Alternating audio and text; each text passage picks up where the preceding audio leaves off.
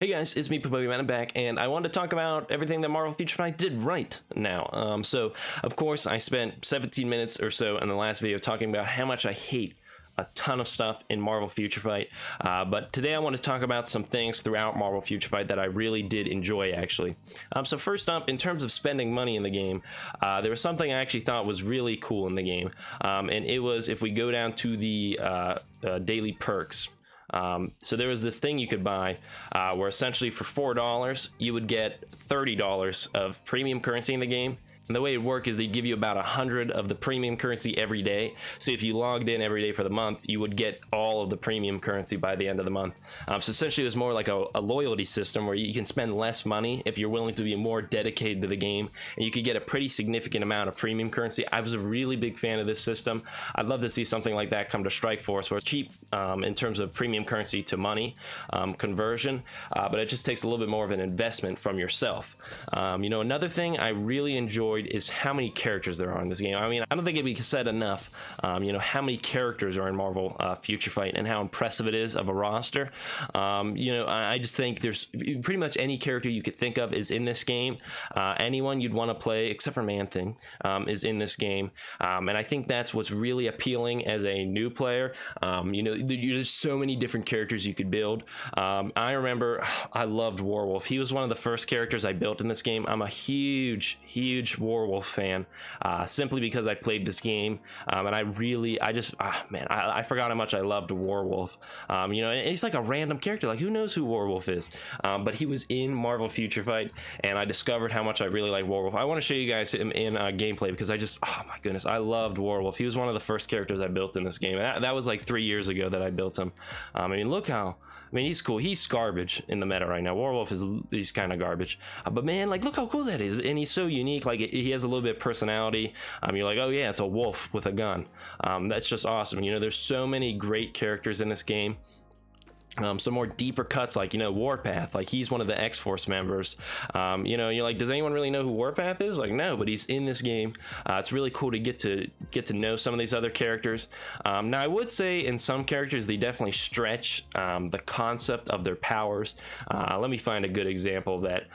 Let me show you Magneto or something like that. That'll give you a good idea of how they sort of you know, stretch the powers. Like Magneto, you know, he sort of he shoots like magnet blasts. Like Magneto's powers don't really work like that. You know, he sort of moves.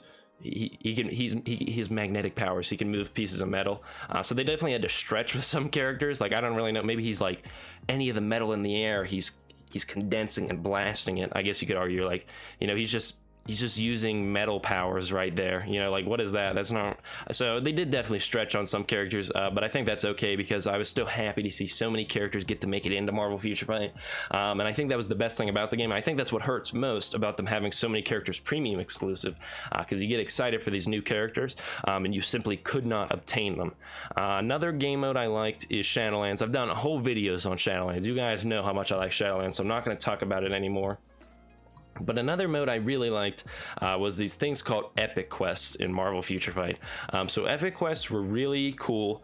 So the way it worked essentially is they would have them themed around big characters like Mr. Fantastic, Deadpool, Wolverine, Doctor Strange, and these really strong characters in Marvel Future Fight. And the way you didn't level them up like normal characters. The way it would work is you complete quests, and then as you completed quests, you would get more levels on Mr. Fantastic. So like, as you can see right here, by clearing this mission right here, my Mr. Fantastic went up to level 40, or by clearing this mission down here, Mr. Fantastic got another red star.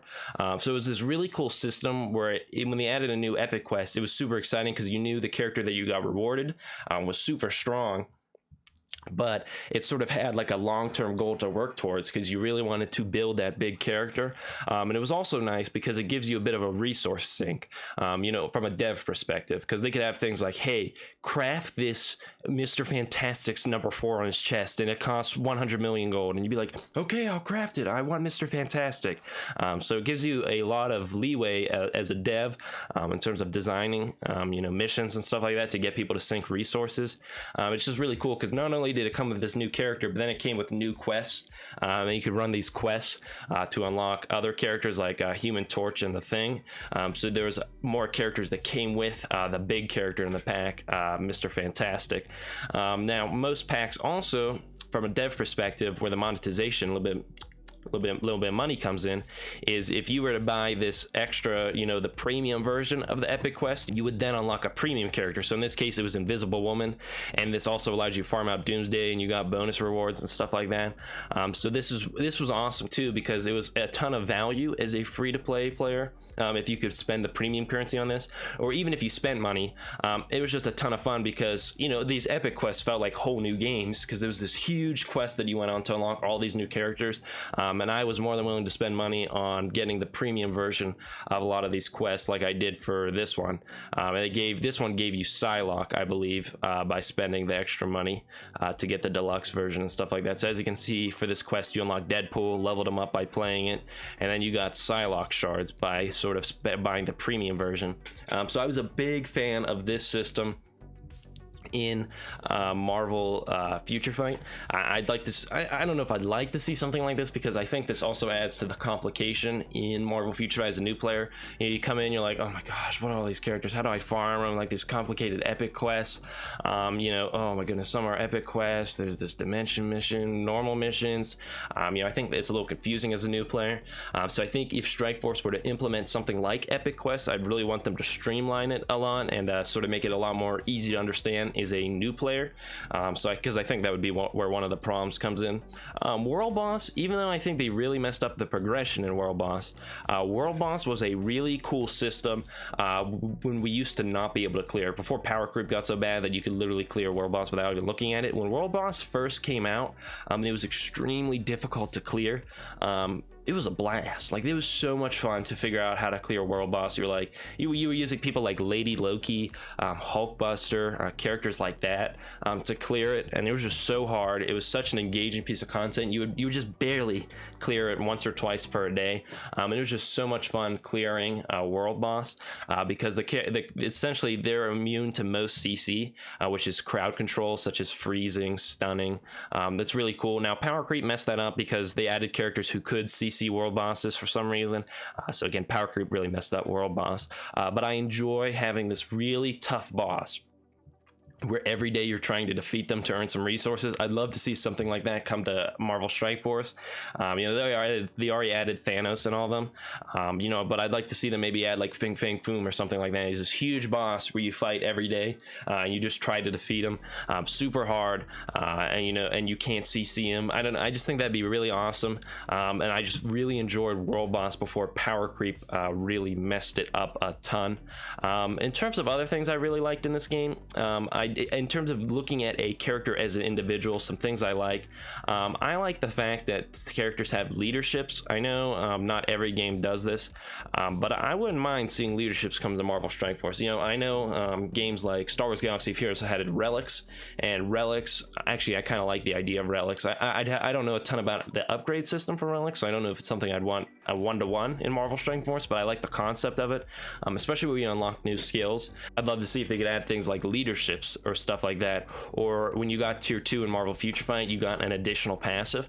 You know, I'd love to see additional passives and stuff like that come to Marvel Future Fight, because additional passives can actually, in Marvel Future Fight, they made a significant difference sometimes for characters. Like for example, this made Ant-Man pretty much immune to damage when he was miniature. This little tiny passive that they added with the tier 2 did a significant amount to buff Ant-Man in the game, and I think it's really cool adding a system like a tier 2 system. You know, something, again, you need to make sure is simple for new players to understand, but I like the concept of having characters that you can take to like the next level, and they get this extra passive or an extra skill that really makes them that much better of a character, and I enjoy seeing a system like that in Marvel Strike Force. but that's something you more save for when the meta gets stale and people have everyone ranked up. But I'd love to see a system like tier 2, as long as it doesn't result in an unreasonable amount of power creep or characters getting left behind or stuff like that. Because while Ant-Man's tier 2 passive was great, there were characters who really got pretty garbage ones. Like, let's see, no, Warwolf had a pretty good one. I think Warwolf was pretty good. Let me see his. I'm pretty sure his turned out pretty well. So his wasn't bad. His gave a passive buff to the entire team, so turned Warwolf into a more of a support character. But let's look at a character like Whiplash. His will be pretty bad. You know, look, he ignores dodge rate a little bit, increases his lightning damage by a little bit. Yeah, you know, Whiplash doesn't get that much better with tier 2s. So it's a thing you have to be careful of, because if you do it wrong, it simply increases the power deficit between the bottom and the top tier characters. But I just enjoy the concept of taking a character to the next level and being like this is it. You know, I enjoy an endpoint for characters when leveling them up. Right now, Marvel Strike Force, you gear tier 14, they say that's it for now, and you're like, what? Like that now?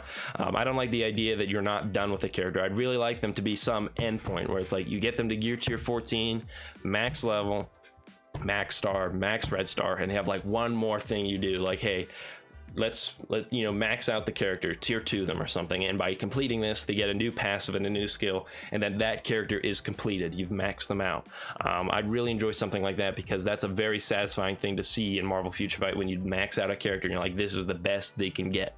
Because right now you technically can max out a character in Marvel Strike Force, but to me it doesn't really feel like it. It just feels like this character's at the max for now.